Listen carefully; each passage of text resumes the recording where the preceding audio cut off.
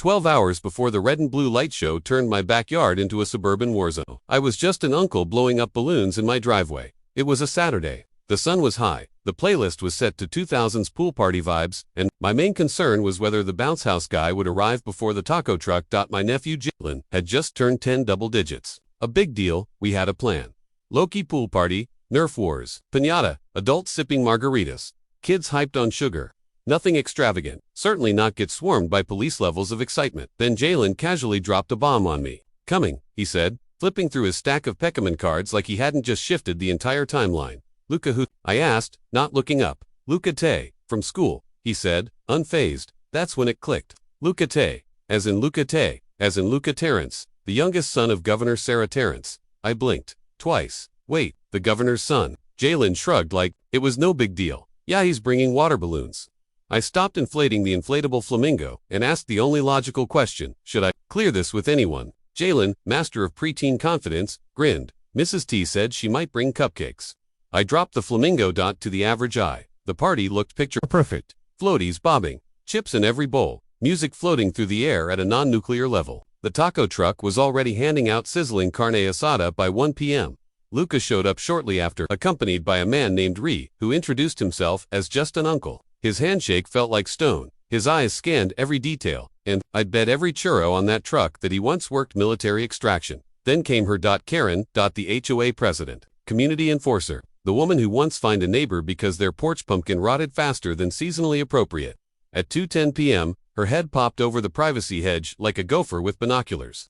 She squinted at the pool floats. Her left eye twitched at the taco truck. Then her whole body recoiled at the sight of damp children running across her carefully manicured line of sight. I watched her lips move, a silent no. Doug, her husband, or possibly hostage, appeared beside her, saw what she was looking at, and promptly turned on his heel. Like a man desperate to become invisible. Karen retreated into the house. That was the moment I knew. She was loading. Her ammo, not bullets. Bylaws. First shot. 2:17 p.m. My phone buzzed. Karen, HOA. Subject. Unauthorized pool event neighbors. Please be advised, there appears to be an unsanctioned large-scale gathering in progress on Redacted Lane.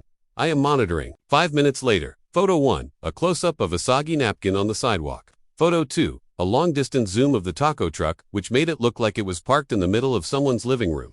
Photo 3, a waterlogged paper plate drifting by a lawn gnome. Another message followed. There is potential for litter, unsupervised minors, and unlicensed food service. Will update shortly. The group chat exploded with polite passive-aggressive likes and a few emoji responses, most notably the popcorn bucket from Rick at 2129s, who knew exactly where this was going. I set my phone down and sighed. From inside the house, I heard the unmistakable giggle of the governor's wife. She was teaching 3 kids how to make balloon swords. It would have been funny if it weren't about to become a full-blown incident. At precisely 3:04 p.m., Karen returned. She had changed clothes from garden casual to something that looked like it was designed by a tactical librarian. Beige cargo vest, visor, clipboard, and in her hand, a digital noise meter. She paced along the outer fence like she was sweeping for radiation. The device beeped once, then again. She raised it higher, stared at the reading, then turned and shouted over the shrubs. You are in violation of HOA Article 4.3.2, noise disturbance. I walked over, still holding a red velvet cupcake from Mrs. T's magical Tupperware.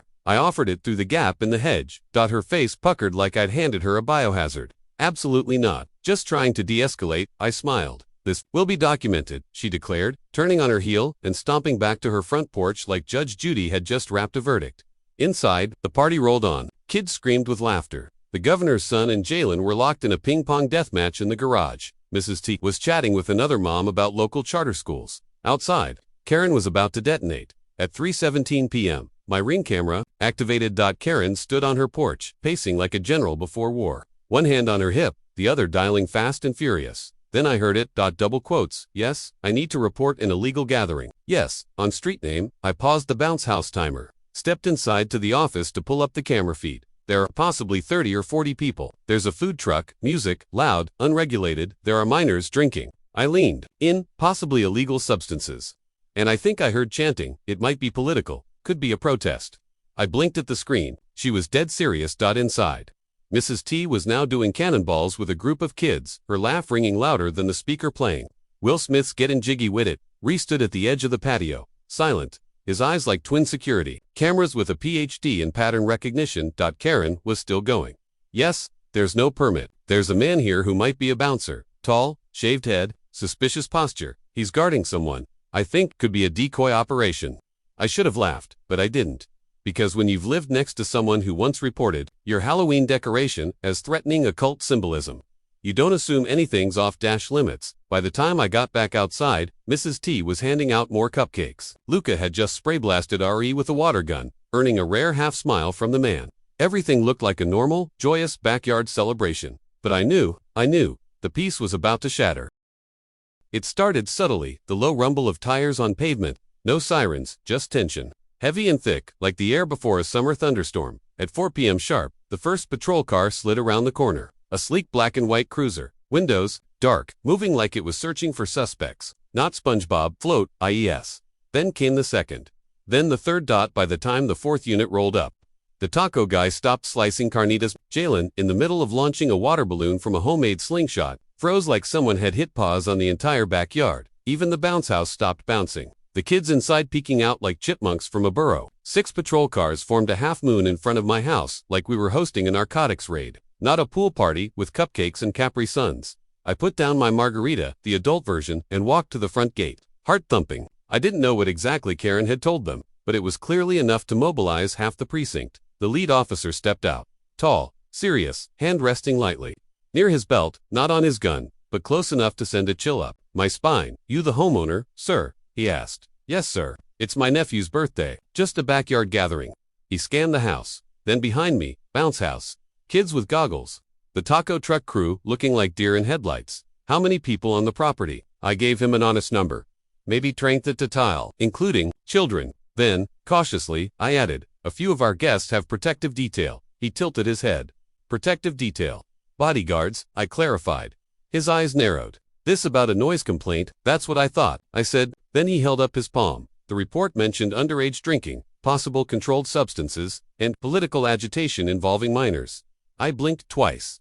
What? That's what the dispatch said. Caller mentioned it could be an unlicensed protest. I nearly choked on my own breath. Meanwhile, behind me, the taco guy had turned off the grill. Ree hadn't moved, still in shadow, but his eyes were scanning like an AI tracking every moving object in a 2-block radius, and then she emerged. Karen strutted across her lawn like General Patton entering occupied territory. If Patton wore Skechers and carried a 3-ring binder. Phone in one hand, HOA handbook in the other. A laminated page sticking out like a battle flag. Officers, she barked, not realizing that her voice had the same effect as nails on a chalkboard. I filed the report. I have everything documented. This is a repeat violation. This man, she pointed at me, has ignored community standards multiple times. I tried to open my mouth to object, but she kept talking like I was already on trial.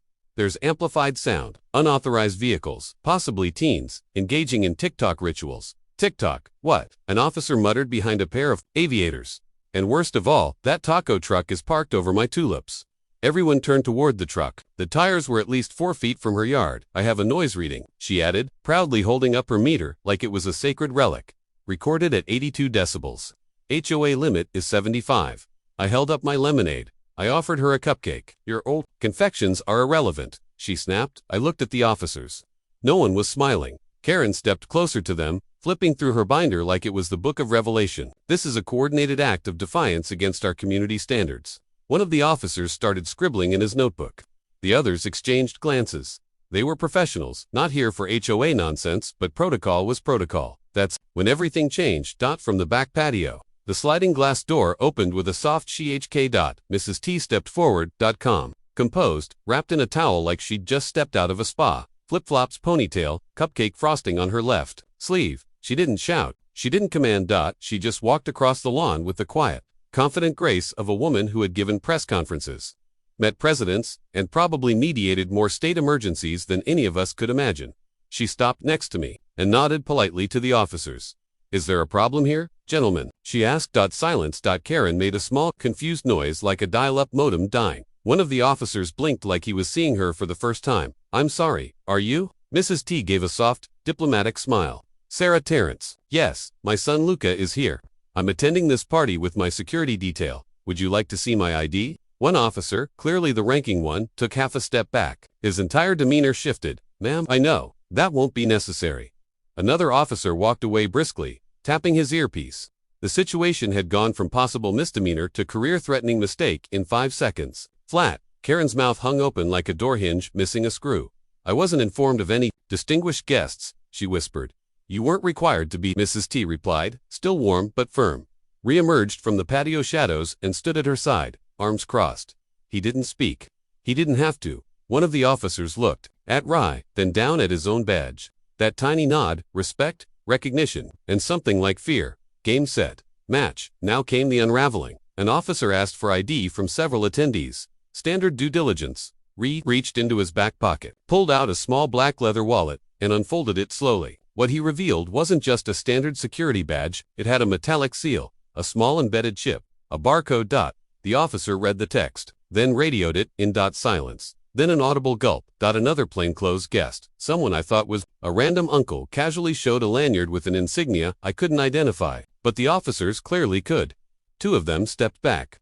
One tipped his cap respectfully. Remained expressionless. Karen, however, was still narrating, oblivious to the nuclear bomb she'd dropped on her reputation.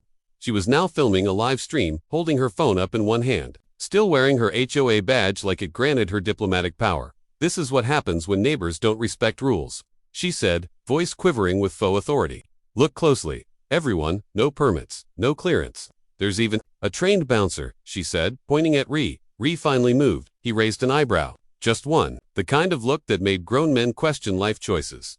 The officers weren't laughing, not out of respect for her, but because they were too busy trying to figure out how to contain a PR disaster. Mrs. T remained gracious. Officers, she said softly, do you need anything further from us? We'd like to get back to the party. No ma'am, the lead officer replied. I believe there's been a misunderstanding. Karen looked like her soul had been unplugged, but she didn't stop. Oh no, she doubled down. Misunderstanding, she screeched. I followed protocol. I have documentation.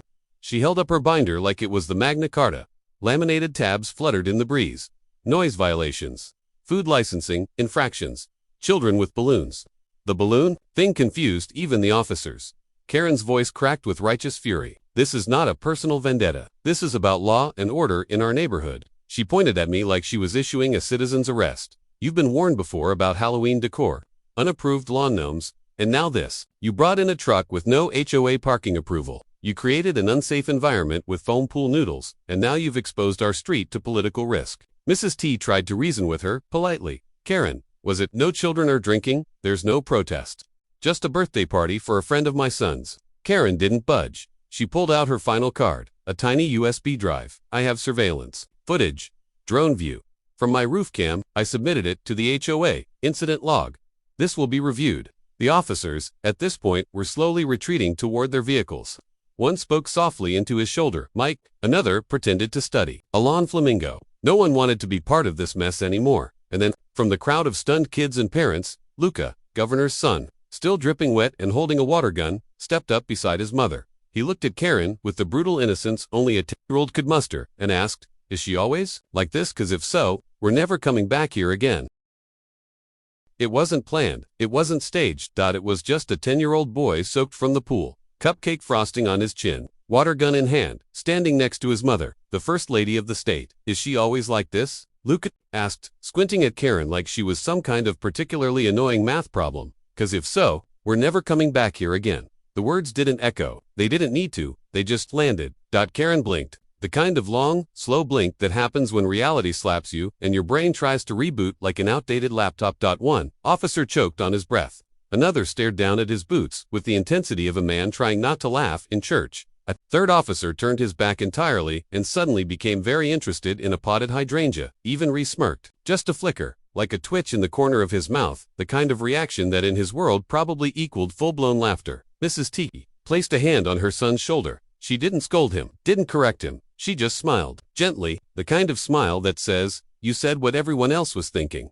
Karen still didn't move. She looked like a person who just realized the camera wasn't on her, and that the courtroom drama she thought she was starring in was actually just an episode of Parks and Recreation, and she wasn't. Leslie Knope. She was the overzealous bureaucrat about to get voted off the board. Once the dust settled from Luca's truth bomb, the officers subtly shifted their posture. They weren't investigating anymore. They were exiting. One of them, the youngest, maybe fresh off probation, stepped up and quietly said, "Ma'am, I think there may have been some confusion." Karen turned to him like she was about to unleash the next laminated exhibit in her HOA handbook. "Confusion," she snapped. "I filed a legal report. I've documented 3 violations for safety risks and at least 2 emotional disruptions." The officer raised a calm hand. "We take every call seriously, but it appears the initial complaint was overstated." Karen inhaled sharply. "Excuse me," another officer stepped in. "We've spoken to the governor's wife. We've verified the guest list. There's no cause for further action." That word verified sounded like a gavel dropping in her head. "You're just letting this go?" Karen asked, voice trembling. "After everything I provided," the lead officer looked her square in the eye. "There is no evidence of illegal activity, and in fact," he cleared his throat, "this is beginning to resemble a false report, which is also a violation." The color drained from her face. "Oh," she muttered, suddenly unsure if she should keep standing or melt directly into the turf. "Have a good afternoon, ma'am," the officer added, and with that, the police began returning to their vehicles. Slowly, professionally, but unmistakably done. Karen stood on her lawn, binder clutched like a child's blanket, her eyes darting from one face to the next, searching for an ally. Where none. Across the neighborhood, phones buzzed, dings, notifications, emojis. The HOA concerns and culture chat had become a digital coliseum, and Karen was now the main event. Screenshots of her livestream were already circulating, her waving a noise meter like a Geiger counter, her binder flapping in the wind, her accusations about TikTok rituals and tulip trampling. The group chat title was changed, Karen's Last Stand. Rick from down the block added popcorn emojis to every message. Michelle posted a screen cap from the Ring camera of Karen mid-rant with the caption, "Meanwhile, in suburbia's courtroom." Another neighbor dropped a meme of Judge Judy stamping a paper that read, "Guilty of being extra." The shift was seismic. Karen, who once ruled that thread like a keyboard tyrant, was now the subject of neighborhood comedy night. The final blow, someone, no one knows who, anonymously submitted a clip of her 911 call to a local satire page. Within the hour, it had 10,000 views.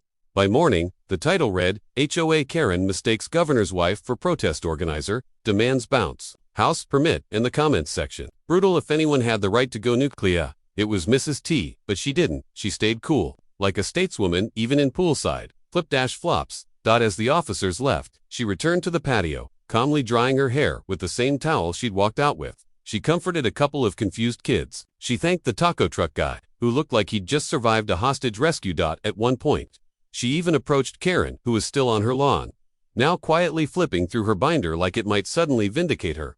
"I'm sure you meant well," Mrs. T said, voice calm and kind. "But next time, maybe just knock on the door first."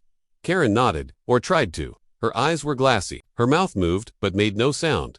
Then Mrs. T turned, walked back into the backyard, and accepted a margarita from one of the other parents like it was just another Saturday. Because for her, it was that kind of grace, unteachable, and just like that, the governor's wife became the legend of the neighborhood. The party didn't resume quite like before, but it didn't die either. The bounce house Jalen and Luca went back to playing ping pong. Parents whispered, chuckled, passed around cupcakes like tokens of survival. But across the street, Karen sat on her porch, binder on her lap, staring out at the chaos she couldn't control. Brought her a glass of water and patted her shoulder like someone trying to comfort a dog after a thunderstorm. By sundown, the patrol cars were gone. Ree had returned to his perch in the shadows. Mrs. T gave a few hugs, took one last cupcake for the road, and departed with Luca and his Secret Service light detail. Jalen waved, "See you at school." Luca gave a thumbs up, "As long as she's not invited." Karen heard that. She flinched. By the time the last floaty was deflated, the bounce house was packed, and the taco truck rolled away.